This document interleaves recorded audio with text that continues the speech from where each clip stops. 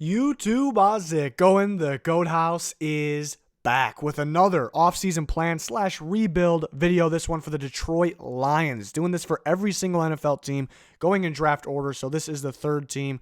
Bengals, Redskins already up. What I do in this video, pretty much everything for the offseason. I play GM for the team. I evaluate the current roster. We'll take a look at the cap situation. I'll make some cuts. We'll talk about who could possibly be traded. And then we'll go into free agency, make some re-signings. We'll talk about major signings. And then we'll do the 7-round NFL mock draft. So everything, we got you covered here. Really enjoy making these where I get to kind of play GM here. But we have two channels, this channel and a newer channel, the Goat House Plus. There's a link in the description in the comments. Would really appreciate if you can subscribe to that, trying to kind of match the subscriber rate on both of these channels. And then we have our Twitter and our Instagram, which we talk football every single day, especially on that Twitter. You'll find a link down below for those as well. Please follow us. And then you'll find a link in the description for the Patreon, which has extra content. So the first thing I like to do with these videos, kind of look at the depth chart, just evaluate the current team for the Detroit Lions in this case. And then the guys in red are free agents. So the tricky thing about the Lions is, the question of, do you go in rebuild mode? Because, if Matt Stafford is healthy, he's a heck of a quarterback and you can win. But how far can you go is kind of the question, because there are some holes. There are some spots where you really need help. The offense line could be better. The receiver unit can be better. Running back, I like Kerryon Johnson, but you need a duo in today's NFL, and Kerryon Johnson's, injured. There's some young guys that I like across the D-line, but you could get better. We see how important is the entire D-line is. Linebackers, some young players that are a little disappointing, honestly. Some guys that can step up. Pretty much Darius Slay carrying the cornerback unit.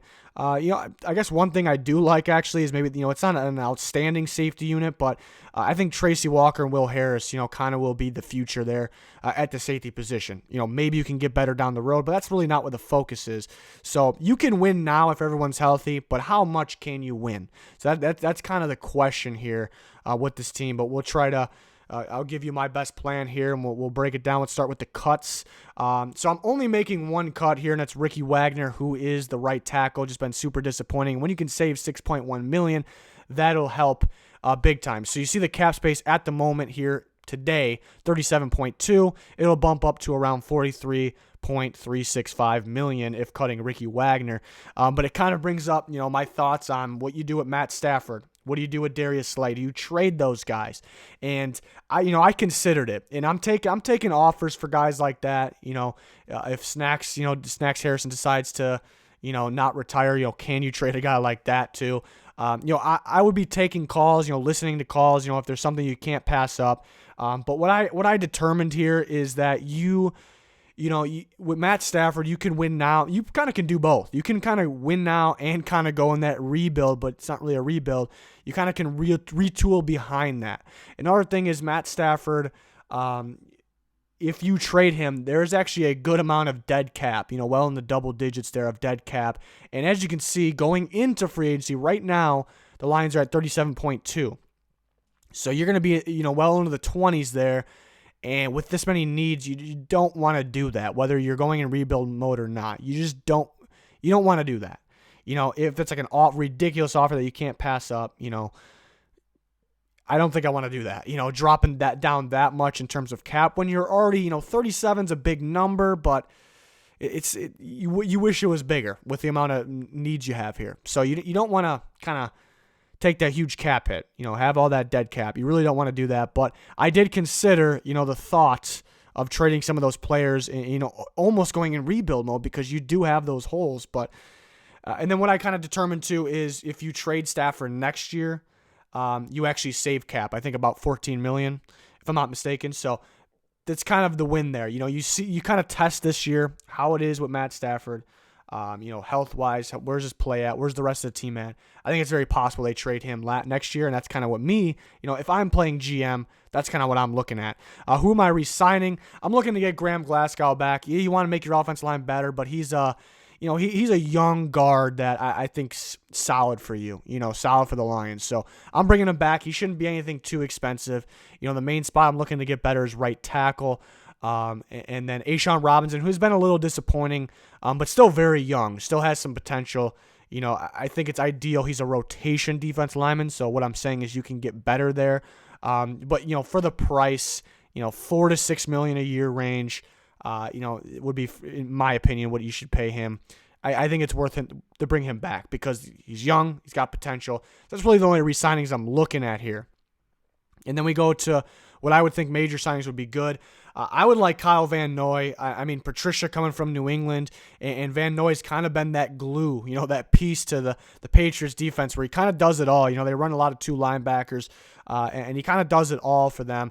And, depending on the price, you don't want to overspend for a guy like that, but it's, the Lions have brought in some solid linebackers, guys that maybe, I like the idea of Jaylani Tavai. I think he could be solid.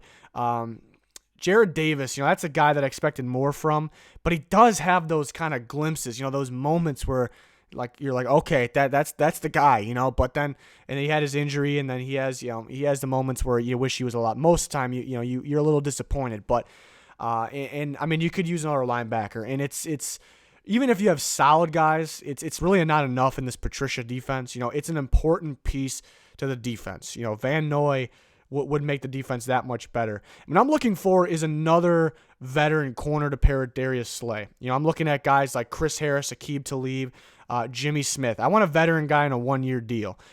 Darius Slay being a veteran guy, he's got a 1 year left on his deal. I think kind of pair that up, and then they're off the books next year. You can kind of make that determination if you want to go in rebuild mode or not. I think they could bring Darius Slay back, next year. But that's why it makes sense to me. Get a proven guy that you can pair with Darius Slay. I get a guy like Aqib Talib. I think it'll be like a 1 year under $10 million. I think that makes sense to me to get a veteran guy and 1 year. Like I said, this is kind of the last year to try to win. Then you got to really, really make the decision where you want to go next year. But at the same time, you can get retool behind all that too. Quentin Jefferson I like a lot. I would love this signing. He makes a lot of sense in this defense. Patricia always likes those guys that can kind of move around. I want to be able to put a guy at nose, but I want to slide him to 3 technique, or if you want to play DN, I love that too. That's the type of guys he likes. Quentin Jefferson's that guy. I thought he had a career year. If you go look at his stats, they won't be ridiculous. He made a huge impact for the Seahawks this year. I loved his game. So I think that'd be a great signing. It won't be too expensive because he doesn't have crazy production, but I think he really can start for them. I think so, and I think he'll move around, be a key piece of that defensive line here. So what we're doing here is we're kind of, getting that defense back together. Patricia's game is defense. We're kind of getting back together with key signings like this. We're getting it back. You're not spending an insane amount here. There's going to be some minor signings here and there, and then what we do is we go to the draft here. And again, I'm playing GM in this role, and what I would do, I would actually take Tua Tagovailoa.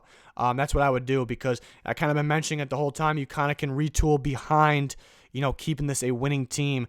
And Matt Stafford, again, I think he's a heck of a quarterback if he's healthy. That's the big question. He, a tough guy too, because we look at the 2018 season, he was playing hurt. And we saw that towards like the end of the season. Now the guy was playing hurt, and it kind of caught back up with him this year. They played it smart. They sat him.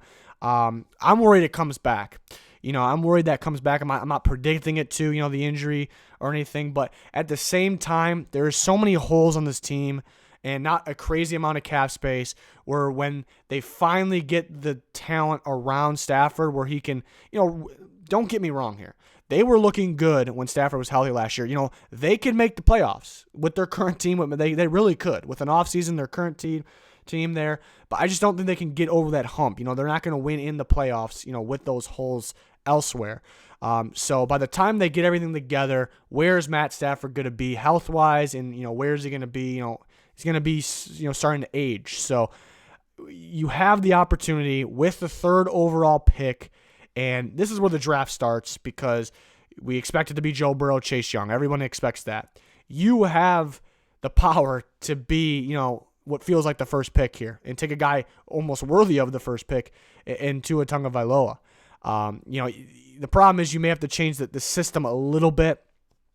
But again, when are you going to be in this situation to take, have the 3rd pick, but really have, know who you're going to take because the first 2 picks are chosen, and be able to get a guy of this caliber? You look forward to next year, Trevor Lawrence, Justin Fields, you're going to need the top 2 picks pretty much. I mean, you can't assume you're going to get that. I don't think they assume. So when you're in this situation, in my opinion, you take the guy. You take him. It's going to be tough to pass on guys like Isaiah Simmons, but we did fill that need with Kyle Van Noy. It's going to be tough maybe on a Derek Brown. Guys like that. We see a lot of mocks with Jeff Okudah. I like Okudah. Damn good corner. Today's type of corner. The value of the position has gone down, in my opinion, with these style offenses. I don't take a corner third overall. That's me. It's been one of the hardest positions to play after quarterback probably is. I'm not taking cornerback third overall. I'm just not doing it.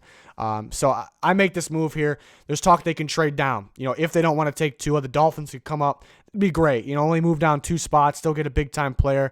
You could kind of get your right tackle there, which we kind of still need. I'm kind of looking in for them with the right tackle position. I'm kind of looking into the minor signings of free agency, guys like Dennis Kelly, which actually could be a little more than minor. So they're going to have to fill that need there.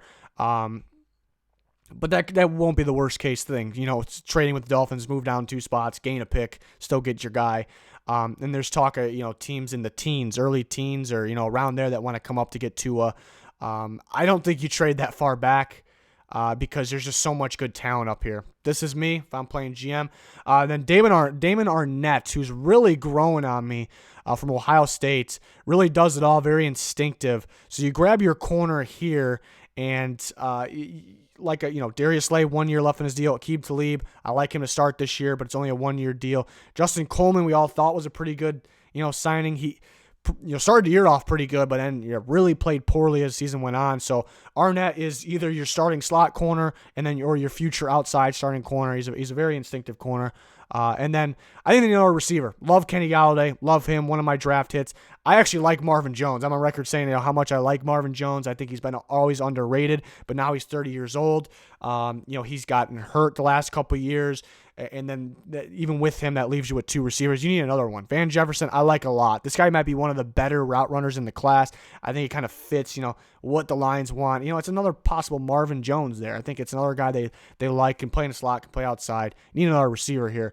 Then Shane Lemieux from Oregon, I think actually could be a day 1 starting guard. You can kind of pair him with Glasgow. I think that could be a steal at 99. And then Fotu is kind of your future nose tackle because it's important in Patricia's scheme. You have Snacks Harrison, who they traded for last year. He could retire. It's an option to cut. I don't know if you really cut a guy like that, but you can save some money. But he's not, 1 more year tops. So you get your future nose tackle. Tough to come around those guys. And then you grab your running back. Kerryon Johnson's their starter. I like him. He's got to stay healthy. But you don't really need to go huge for the running back because you do have Kerryon Johnson there. Michael P. Ryan can make an impact, especially catching the ball out of the backfield, which they definitely need. And he's an upgrade from the other backup running backs they have. I would look out for Devontae Freeman in free agency, if he's cut. That's why I didn't kind of include him in this video because he hasn't been cut by the Falcons yet. I think he's cut. I think the Lions are probably like the number 1 team to look at him for a cheap deal. And then add another linebacker, it's possible they can take. I would like Isaiah Simmons. I strongly considered him at 3 because I think he's that good of a player, freakish guy. Can play linebacker, play in the slot, can play pretty much everywhere. But in this scenario here, we took Van Noy. So then, I would still like taking Isaiah Simmons. It's kind of, if you get a guy in free agency, it's kind of go big or go home. Get Isaiah Simmons. If you don't get him, we can wait a little bit for the linebacker. Quarterman was a projected 1st or 2nd rounder before this year. Miami was a disaster. I think a good defense could get him back, playing better than 162 overall. So that would kind of be a pretty big steal there. But again, they do have guys like Tyve, who I like, that I think could step up. So very, very interesting team. What direction do they go in? What do they do at Stafford? If they get the right pick, what if the Chargers 6 overall want to give you the 6 overall pick for Matt Stafford? Do you want to take the cap hit, the dead cap? Yeah, I would strongly consider it. So that's interesting. But again, if you wait another year, you kind of can do both. You kind of can try to win now. You can retool for the future. Not many teams have the opportunity to do that. Rare opportunity. Take advantage of it. You could possibly trade Stafford next year, and then start your guy Tua and save a whole bunch of cap so you can go out and get maybe another pass rusher. Maybe a big-time player like that in the future. So that's my thoughts on the Lions. One of the more interesting teams, for sure. Doing this for every single team going in draft order. So we're through 3 teams right now. Plenty of other free agency NFL draft content on the channel. It's a must follow here. both of our channels. There's a link down in the description for the newer one, and then our Twitter, Instagram links are down there as well. Would really appreciate if you can subscribe, follow all that. That's going to do it for this one. Thanks, everyone, for watching. Goodbye.